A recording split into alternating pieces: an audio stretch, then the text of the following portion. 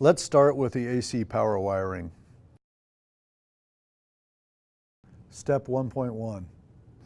Open the preset door and turn the circuit breaker to off. Find the clear package labeled SSU PAM-1 that was shipped with the Fluidwell controller. Open the package and using the double-sided tape, adhere the back of the relay to the inside of the enclosure door next to the old Fusion. Step 1.2. Remove the bag of parts from the Fluidwell box. Pull all the green and black terminal blocks out of the bag. Find the black terminal block labeled LNFE. Step 1.3. Pull the bottom left terminal block out of the Fusion. Disconnect the black AC power wire or wires from the terminal block.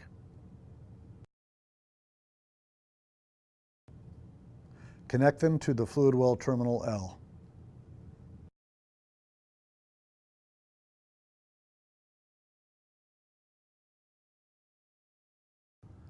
Before moving on, give the wires you moved a quick pull test to make sure they are secure. Step 1.4. Disconnect the white neutral wire from the Fusion terminal block and connect it to Fluidwell terminal N.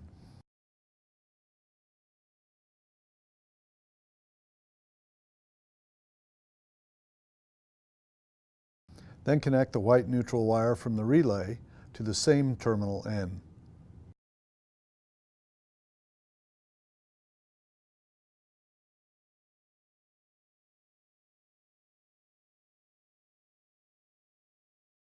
Step 1.5.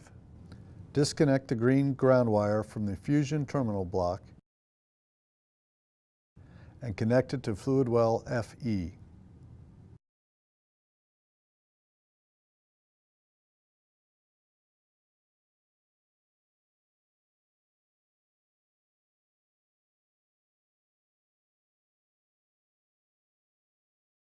Step 1.6. Connect the black AC power wire from the relay to the top side of the start button light module.